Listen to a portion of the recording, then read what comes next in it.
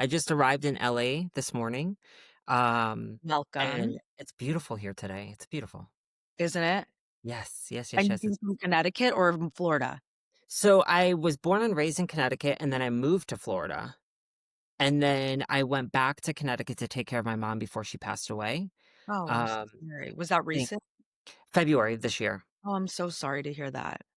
It was, I have two different thoughts is that, I had 7 years with her when she was sick. So I kind of knew what was happening. So it wasn't like a shocking moment in that Mhm. way. For the past 7 years, I've been dealing with the concept of her passing away.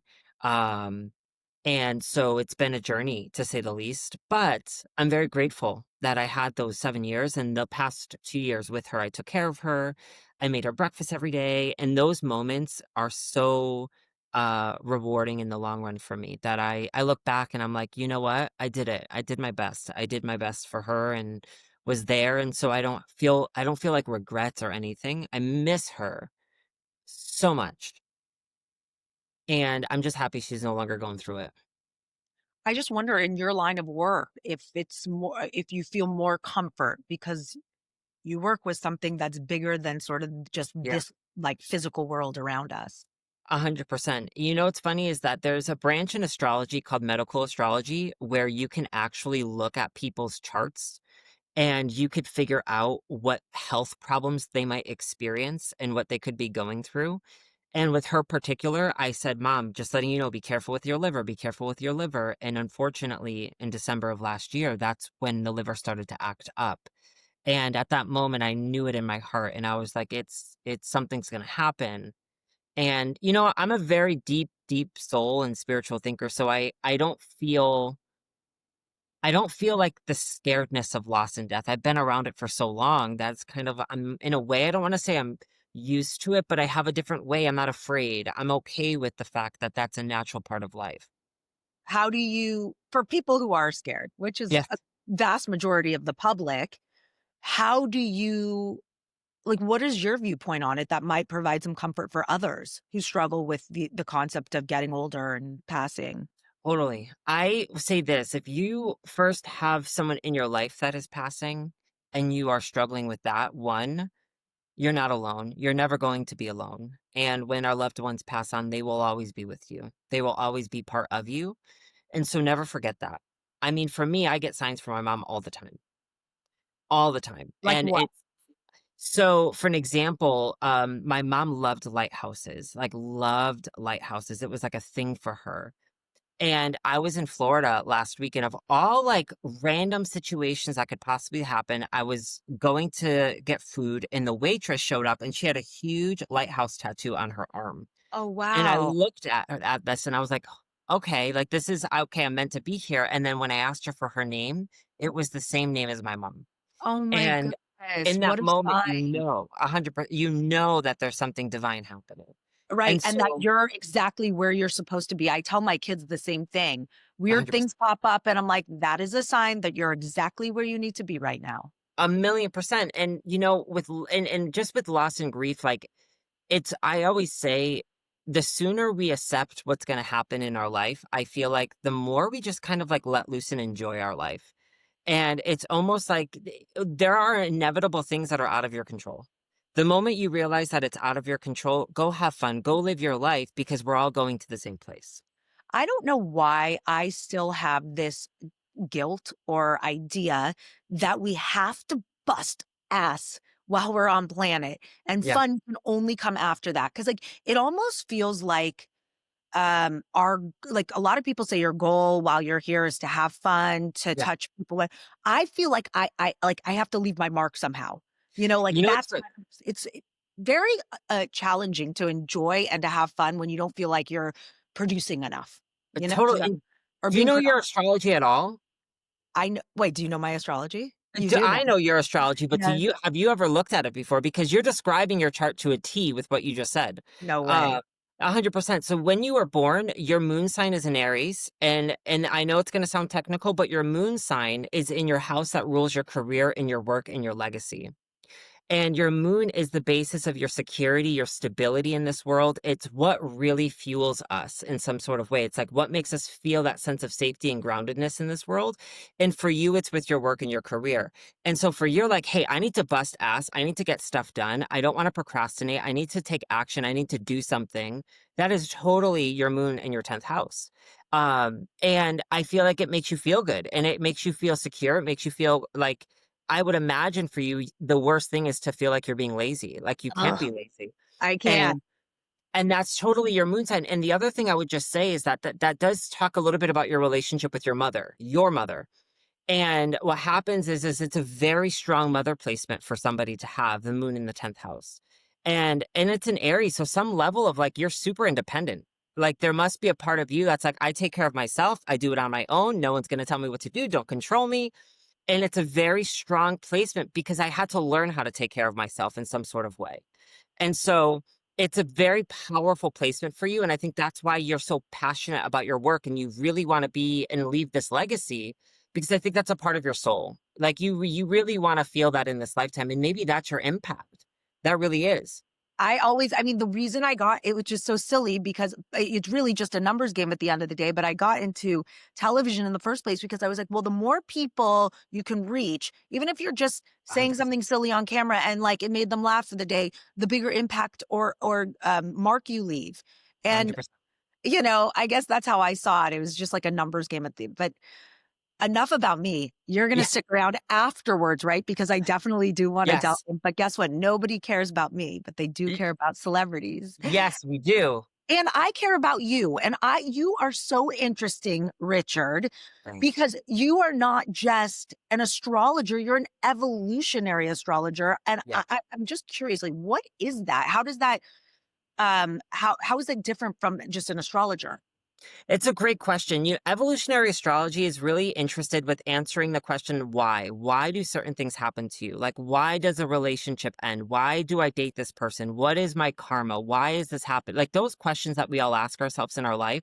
Evolutionary astrology wants to unpack those answers because we believe that a lot of what we experience in this lifetime is a byproduct of our conditioning of where we come from. Mhm. And Yeah. what's happening is evolutionary astrology wants to unpack that so we can live a more happy, purposeful, meaningful future. And sometimes that requires for us to understand where we're coming from and what we still have to work on. Okay, so like, I'm just curious, like, how you got into this business in the first place. Is this the kind of thing because not every day are you meeting Yeah, somebody who's an astrologer. So how did this kind of is it something you're born with? Is it like a divine gift, or can you train really hard in this field and just become really good at it? both. I think it's totally both. I think some people, this opens up the door to the concept of like past lives. Some people have gifts that they've worked on in their past lives, whether that's they did astrology in the past or they did other spiritual work and they're bringing that with them in this lifetime. That is that divine gift being born with something, those gifts where they come from. And so I do feel like with my sake, I feel that like I know my chart and I've had so many people look at it and they always tell me, you've been doing this for years. You've been doing this since the beginning. Like when you came out and you were born, it was like that was a part of your journey. The thing was is that it never happened for me until I went through like major, major difficulty. I had a business at the time that I lost. I had a relationship at the time that I lost. My mom got diagnosed with stage 4 cancer. And I lost my home, and it was all at the same exact time within a weekend. And I remember looking at it, and my first thought was, there's a reason why this is happening. And I refused to escape it. So I actually literally just meditated for weeks on end. And I was trying to understand why am I experiencing this? Like, what is the purpose of all of this? Because there needs to be a reason for me to go through so much difficulty. And I had one person one day, random, mention to me the idea of astrology. And I just was so like, I just caught it and I was like, this makes sense to me. And ever since then, it just catalyzed for me. And I literally just paved my path through it all. And it really was born out of major, major heartache and loss, truly is where the astrology came from. But I think it's something inside of me that I've always known. I think it's some sort of knowledge and wisdom that I think my soul knew before it came here. Is there a way for humans to be more tuned in with sort of the abilities we have naturally? I think we're all gifted. I think you're gifted. I think every single human being is gifted. I think we just become disconnected and conditioned to believe that we're not. And I think when we really take the time to really figure out who we are, that is your gift. And sometimes I think people think like, "Oh, I don't have an intuition," or whatever it might be, and that's not true. I think that's BS. I think we all have it. It's your gut instinct. I think what happens is people need to stop overthinking so much, and they need to start trusting themselves and start believing in themselves. And I think once they do, they realize that they are the magic in their own world, in their own life. Yeah, I feel like I have really strong intuition. Yeah, and I've you I live like it, right? yeah. Little bit like there, and my daughter says it too, which is so crazy. And if you're one who's really tuned into your intuition, then you know what I'm talking about. But my daughter will say, I feel like I'm psychic a little, like things happen. She's 8 years Yeah. old. So for her to feel it, Yes, 100%. and I've never said anything to her. You have to Very be common open. with cancers, by the way, just to let you know. Very Is that common with right? cancers. But yeah, because cancer has a lot to do with our emotions, and our emotions are tied to elements of our intuition. Totally makes it because you could feel the energy. You could feel people. I I could totally feel it. Yeah. it's like the empath in you. Oh, big time. Yeah. Um, are you similar to a psychic? So the thing is that psychics, I've been told that many, many times. I think in the world that we live in, there's a lot of different perspectives on what a psychic is. And I feel like there's a really bad reputation around psychics. So what I've tended to call myself is a psychic intuitive and an astrologer. Because a lot of what I do with people, like when I see your chart or a celebrity's chart, you can look at it and look at like the practical components of it, but I also feel there's a very intuitive part. You need to be able to connect with the person's chart and their energy, and that's something you feel. And that is when energy starts to come through. Like you're like, how did you know this about me? Like, how did you pick up on this? And that is where that psychic intuitive component comes through. And for those who are just point blank, like this is, BS, I don't believe in any of this, people who are doubting your credibility, what do you want to say to them? Two different things. One is I'd love to sit down with them and look at their chart. It would be number one. And the other thing is I think it's important to question everything. I think right now we as human beings, I think, need to lead with more curiosity and ask questions. I think that's really important. I think that is something that's missing sometimes in our societies. We don't lead with that curiosity anymore. So to me, I'm like, I love when I get people that are like, I'm gonna let you know up front, I'm questioning everything you're doing right now. I'm like, that's okay. They're like, I don't wanna, blame you or anything like that for that. I think that that's healthy. So for me, let's look at your chart and let's sit down, and if you feel skeptical or if you have doubts, the way to go through that is let's sit down and talk. Like let's look at your chart, let's see it, and let me show you, give me 5 minutes and we can just look at a few things together. So And then you can yeah. kind of see the potential of what it can offer. So I love that because you take the skeptics and try to actually shift their impression or their mindset of how this whole thing works rather 100%. than just being like, well, then, screw you. Yeah, no, because you wanna know what? We've all been there. Like, I don't wanna lead with judgment either and be like, "Screw you, I'm gonna judge you for this." No, no, no, like, the way that we're gonna make a difference in this world is we have to be that example. We have to be that role model to be like, "Hey, I'll be curious. Let's talk about it. Like, let's see what's going on." And maybe they had bad experiences. Maybe they grew up in a very, conservative mindset where they're very Right. protective over their brain and they don't wanna let certain things in. Like, there's so many different reasons why that can happen. But just having a conversation, I think, is a step in the right direction.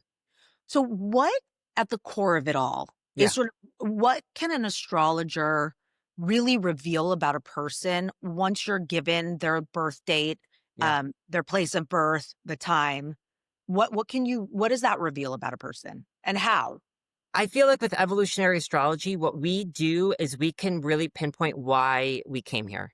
Why are you here? And what is the purpose of an individual's life? Like, Ooh, what I like really is that life purpose? And sometimes your life purpose is not going to be your career. It's not going to be a relationship. It's deeper.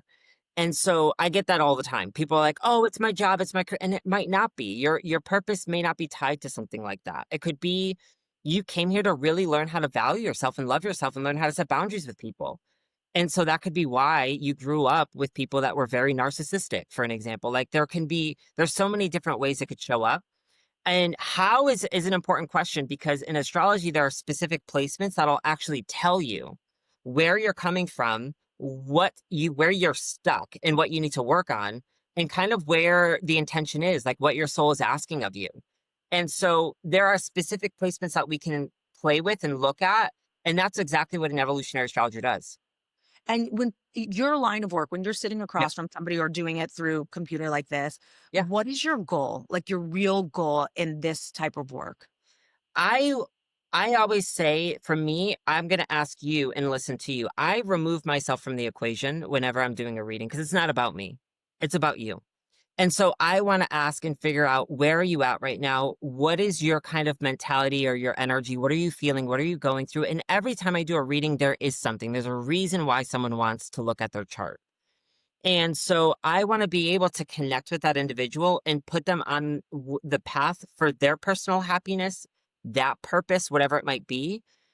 Because at the end of the day, I feel like it's my way of making my contribution to hopefully make a better future.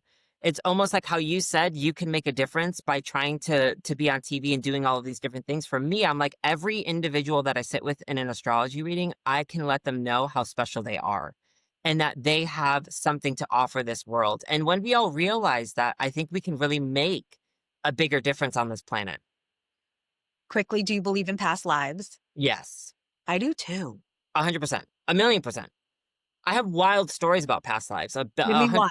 Give me one. So I had a major past life moment where it actually happened in a lucid dream. I don't know if you've ever had a lucid experience, like a lucid dream experience. And my lucid dream was me being burned alive. And I saw everything. I was on a battlefield. I saw the flag. It was a red flag and a green flag with a dragon on it. And I saw the flag burning and I saw everyone around me burning. And I was the last person that got burned alive. And I then discovered that that was tied to Wales, the country of Wales. And it's been on my destination. One day I have to go visit there now because I saw the beach. I saw exactly how everything was supposed to look. And there was a core memory that I tapped into about this. And I've always had a fear of drowning or being burned. And I realized in that moment, I was like, oh, this is probably where this is going to come from. Wow. That's pretty Yeah. powerful. It's cool stuff. Past lives are really cool. And again, that's a part of your astrology too that you can see. So you could tap into individual past life stories through your chart about what those stories could look like. You know, I look at it like this. Your parents aren't random. You know, the world that you're born into isn't random. And to some degree, we do choose our parents. And so to think about it from that perspective, what types of dynamics could I have experienced in a past life, knowing that this is the relationship I had with my parents in this life? What am I meant to learn? I definitely chose one who I butt heads with, as you mentioned already. Yeah. It's it's part of it. Yeah. I want to switch gears for a second because Let's you do it. are killing it. So you've been seen in Us Weekly and on Good Day LA, and you're starting to pick up a bunch of steam. Yeah. How do you feel about that? Is it like nerve-wracking? Are you ready to go? Is the time has come? Here you are, I you've arrived. am so hyped and pumped and excited because I believe so much in astrology and what the potential this could have for people. And if we can bring this message out there and more people could see, I look at astrology like medicine. I really, really do. I've had people in front of me bawling their eyes out and crying because of what we're tapping into. I did this the other day when I was doing a podcast for Big Brother. And I picked up on an energy in the one of the gentleman's charts about his mom and his mom passing away, and there's such a cathartic moment in that when that happens. And it's healing sometimes to be like, maybe things aren't random. Maybe things do happen for a reason. And so to be in this position to share this with people, I think is the coolest thing in the world. Like I love talking about astrology. Like, why not do it more? You're the conduit. Yes. I want to read you one thing because I took this stat last night and I couldn't believe it. All right, ready? Yeah. Let me see. Um, Hold on. Okay, here we are. This was last night. It was a statistic about how big of an industry. Okay.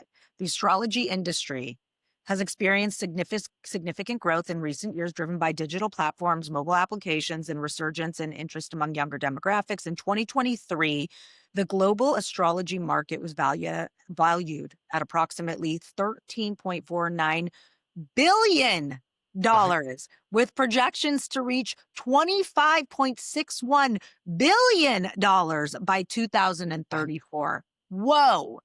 If there's huge. any field to go into, it might be astrology. I've been saying it for so long. I've been noticing the boom because people are more receptive, people are more open. And I feel like now, as technology is expanding and people are like, oh my God, this stuff actually works. Like it's not woo woo. There's like a real quality to this that can connect with people. I feel like it's gonna be even bigger. Like, I know of there are projects that are in the works with other astrologers and apps that people are creating. I could totally see astrology becoming more of a mainstream thing for And sure. also, people need a lot of hope right now. And if Yes. they're able to get it this way, I get my tarot cards read every 3, 4 months just to kind of see where I am. And a lot of times they're accurate. Yes, Okay. 100%. Are you ready to play the Hollywood love game? Let's do it. I'm excited. All right, so we're going to talk about couples who are either, have recently gotten together or have just recently split or perhaps have had an ex and we want to see if they've gotten back they'll get back together in the future. So here we go. Perfect. Let's start with the most famous of all. Taylor Swift and Travis Kelce recently engaged. Everyone Yes. pulling for them. What's your take on this relationship? So I'm gonna give you 2 different perspectives. One is I thought that they must have an astrologer, I'm just letting you know, because their engagement was on one of the most significant dates for engagements ever, like, that we can see. Like, it's so prominent, the fact that they chose their engagement at that time, I swear they must have an astrologer. Wow. Huge. Yeah, huge. And so I loved the fact that they picked that time. I think it's great for them.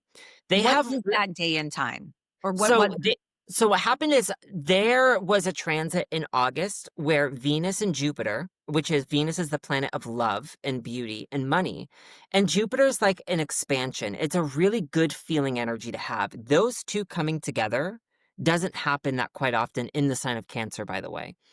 And so it's a very emotionally fulfilling, happy energy. And this was right in the beat. I would say probably between like August 7th and like August 15th energy is when this big transit was going to be unfolding.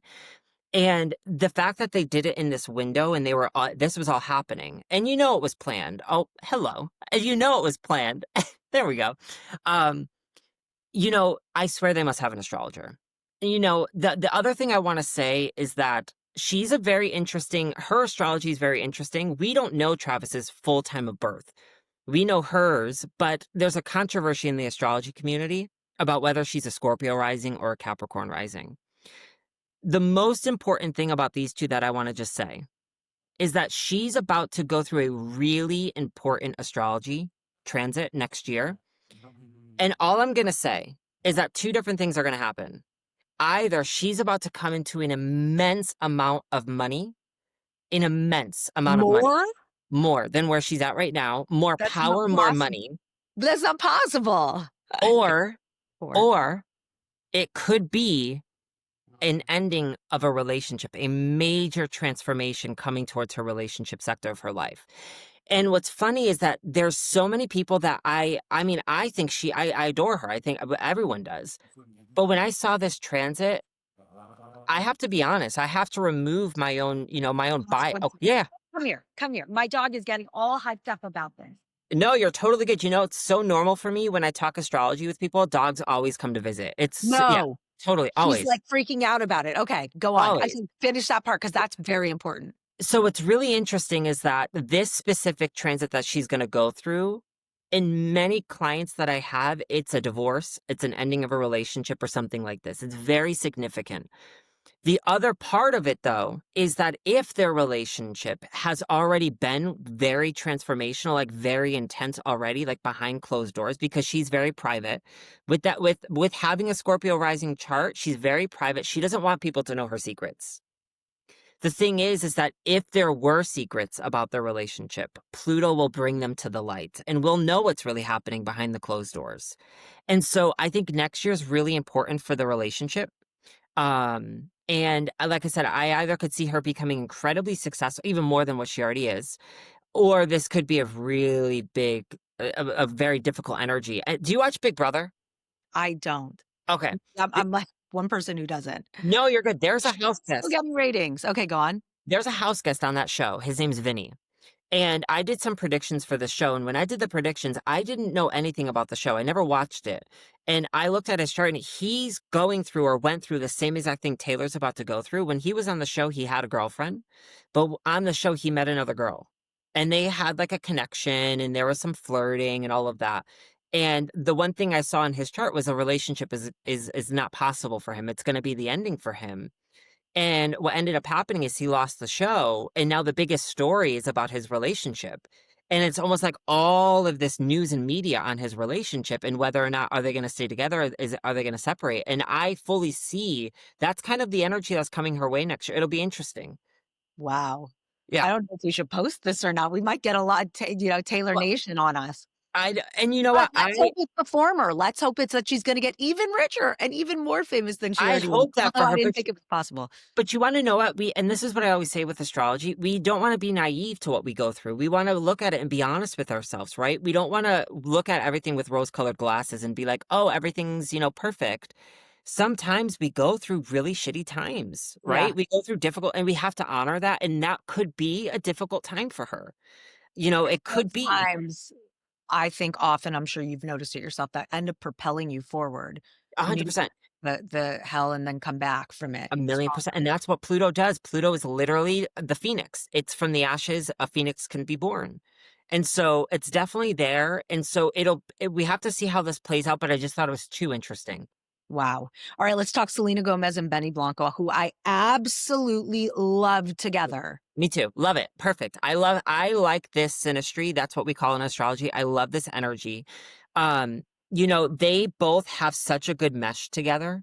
And when you look at Selena and then how he has shown up in her life, when you look at Benny and how he shows up for him, I could see him bringing structure. I can see him bringing like structure and love, like bringing something that she's always wanted. He has the capacity to give to her and show to her.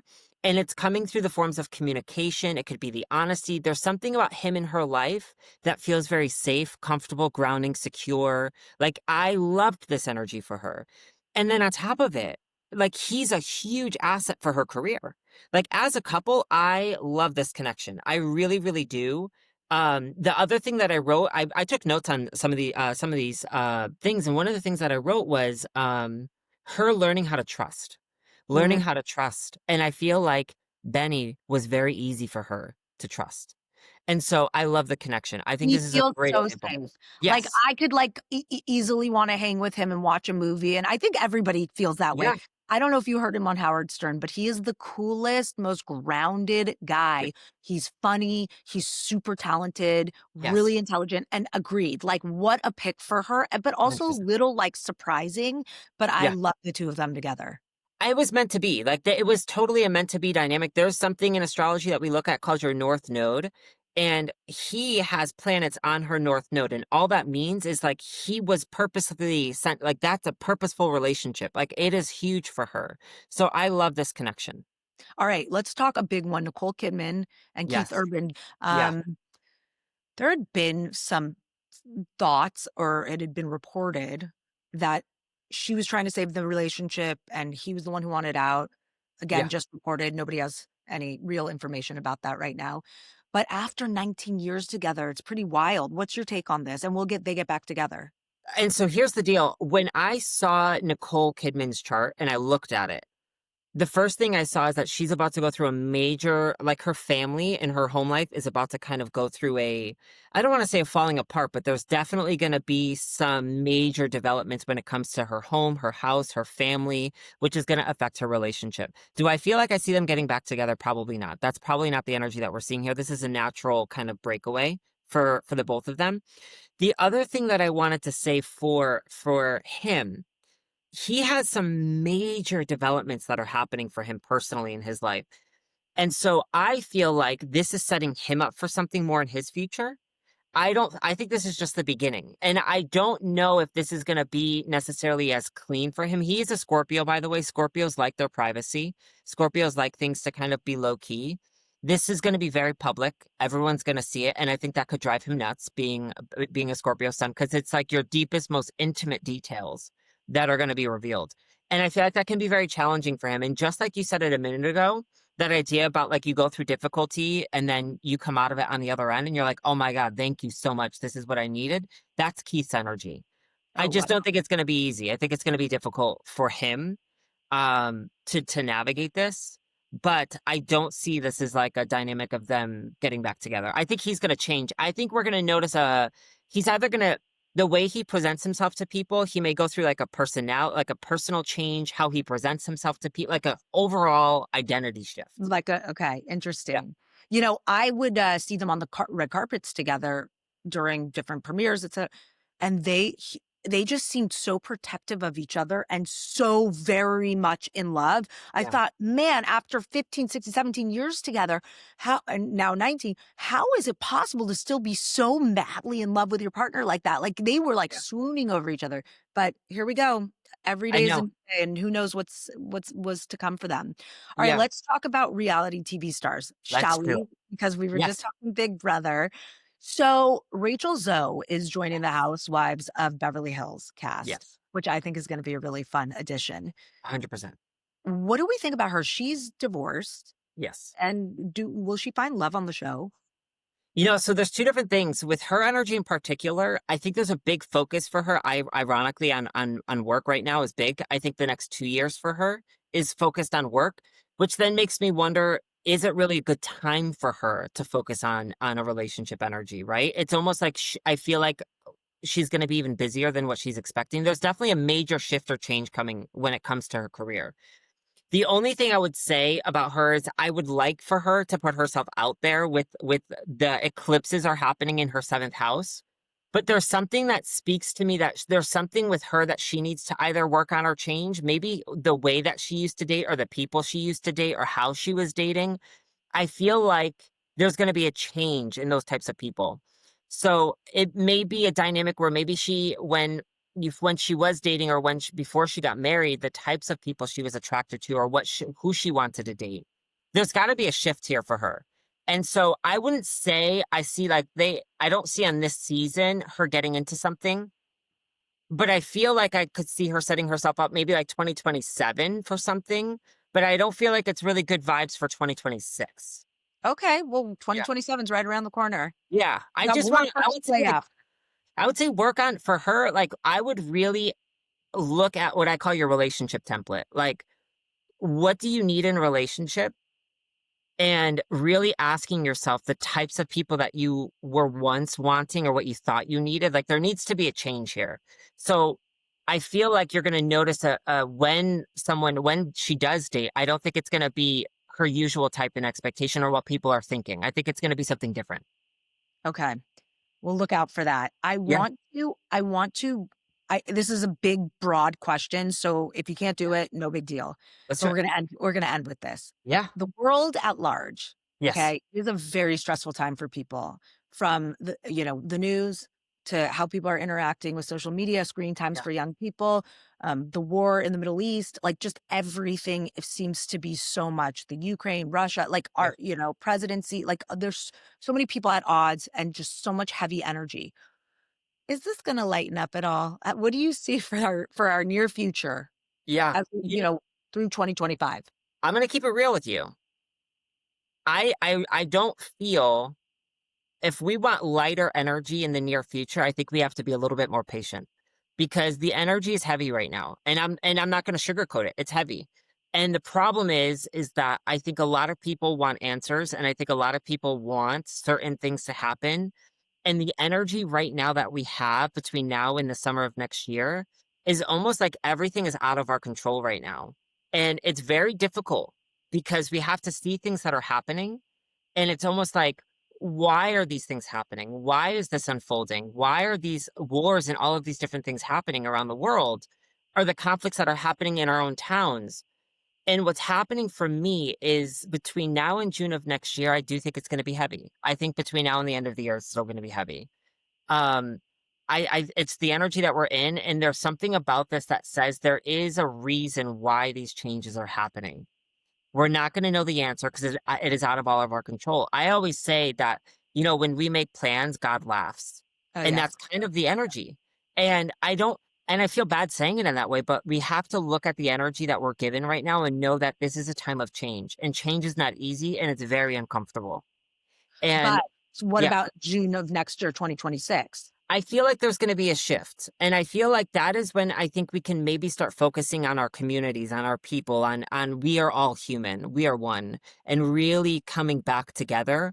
I feel like I can see a focus on that. I feel very optimistic about that time. And that's going to last about 18 months. So from 2026 in June until almost all of 2027, I think it's a big focus on each other. Our community, our environments, the planet, like the literal environment. So I think things will get lighter eventually, but right now it's heavier energy. But it will get better. It definitely will get better. Okay. That Yeah, makes me for feel sure. great. Yes. All right, Richard James, thank you so much for lending your expertise. This was a lot Thank of you. fun. And where can people find you? Thank you so much. Thank you again. RichardJamesAstrology.com or at Richard James Astrology on Instagram. Thank you so much. I can't wait to see how our Taylor fans react to this and Selena fans and Yes. all great information. It was a lot of fun. Thank you. I really, really appreciate this.